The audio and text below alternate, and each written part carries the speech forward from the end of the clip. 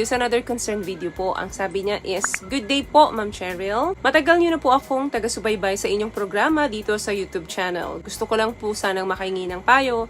Ganito po kasi yun. Ang asawa ko, gusto niya, kada sex namin, maka-muscle control ako.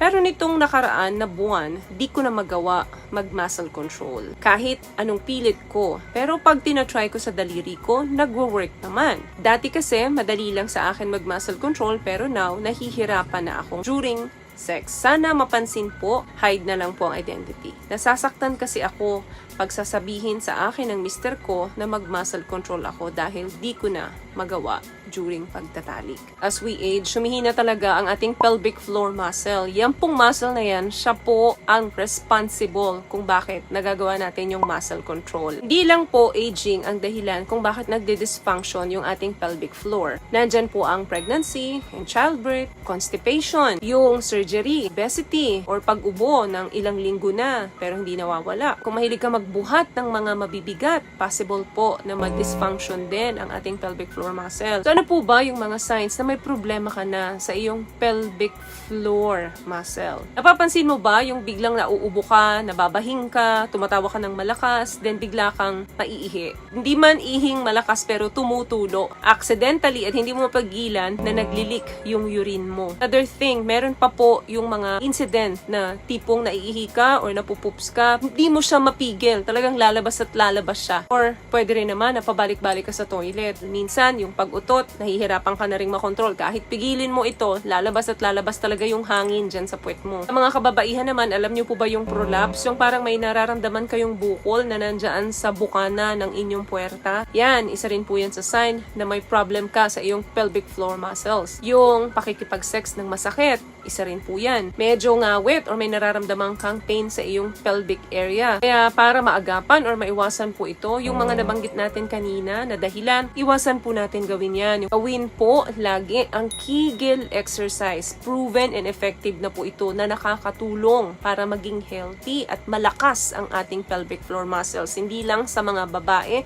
but also sa mga kalalakihan din. Pag strong ang ating pelvic floor muscles, makakatulong po ito para hindi agad makatapos yung may mga problema or nagde-develop ng pre-ejaculation. Malaki pong tulong kapag malakas ang ating pelvic floor muscles. Sa mga kababaihan naman, pagdating sa pakikipagtalik, yan pong muscle control ang naibibigay or napapalakas niya yan. Kaya sa question nyo, ma'am, bakit noon nagagawa mo, easy lang sa'yo? That was before. So ngayon, nagkakaedad na tayo, kaya dapat mas palakasin natin yung pelvic floor muscles natin para ma-maintain natin yung galing natin sa pagmamuscle control. Ang pelvic floor muscles po natin ay parang bowl yan. So paano mo ba malalaman na nag-work pa yung muscle control mo? What I love about this product, itong No More Dark Secret ng K-Skin, bukod sa may advanced whitening na siya na kung saan pwede niyang matulungan na pumuti yung mga singit-singit mo, moisturizing, meron siyang anti-irritation, antibacterial, maintain healthy pH level. Hindi lang pambabae, meron din po tayong pang-lalaki. All you have to do is pwede mong ipasok yung iyong daliri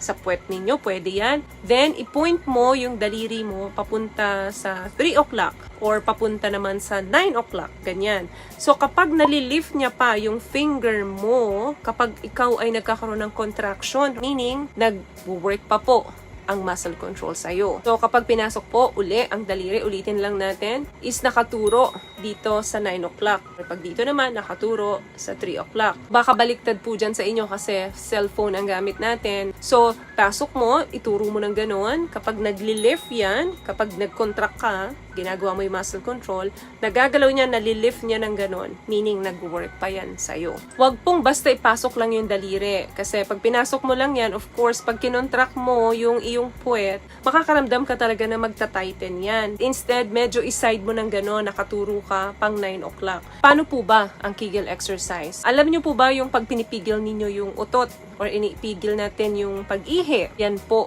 ang Kegel exercise. So, umupo kayo or humiga kayo, better. Pero kung nakatayo naman, okay din lang. Pero kung nakahiga kayo, tapos i-lift ninyo yung butt ninyo, then iipitin ninyo na parang pinipigil ninyo yung utot or ihi ninyo, gawin nyo po yan ng madalas. Sa mga nag-uumpisa, 3 seconds, i-hold ninyo, then relax, then ulitin nyo uli. Kahit 3 times a day, wala namang overdose yan. Now, gaano po ito kabilis umepekto epekto doon sa masyado ng weak ang pelvic floor muscle. So, pwedeng umabot ng 5 to 6 weeks yan bago nyo maramdaman na effective na. Pero doon naman sa semi or medium lang yung paghina ng kanyang pelvic floor, mga 2 to 3 weeks mararamdaman nyo yan na nagbabago na. Ulit-ulit lang po iyon. Then, aangat ang puwet. Then, magbilang ng 1, 2, 3, 4, 5, 6. Kung medyo ginagawa nyo na ito mas madalas, kaya nyo nang pigilin yung ihi at utot ninyo. Then, release, relax, then count uli ng 1 to 8. Then, ulitin uli. Ako, ginagawa ko po yan kahit nakatayo ako, nakahiga, nakaupo. Basta maisip ko, hindi pwedeng hindi ko siya gagawin sa loob ng isang araw. Proven way po yan para matighten yung muscle doon sa vagina natin through Kegel exercise. So, bukod sa pagmamuscle control, ano pa po ba yung mga magagandang na ibibigay sa atin kapag napalakas natin ang pelvic floor muscles natin sa pamamagitan ng Kegel exercise? Bukod sa na-strengthen, nagiging strong ang ating pelvic floor muscles, nabibigyan niya rin po ng support yung ating pelvic organs. Kasama dyan ang bladder, uterus, cervix, vagina, and ang rectum na part sa tuwing tayo ay nagpo-poops. Another thing, kaya niyang tulungan para makontrol ninyo yung incontinence. Yung tipong naiihi ka, hindi mo mapigil, lumalabas siya, naglilik talaga yung ihi mo. Kapag mahina po kasi ang ating pelvis muscles and tissue, hindi niya na kaya isupport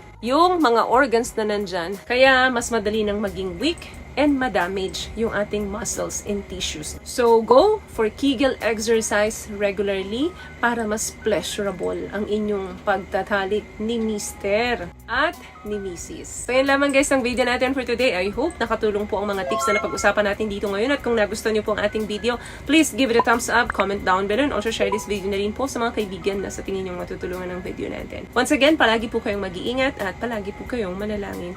Thank you guys for watching and see you in our next one. Always love yourself and be a blessing. Bye!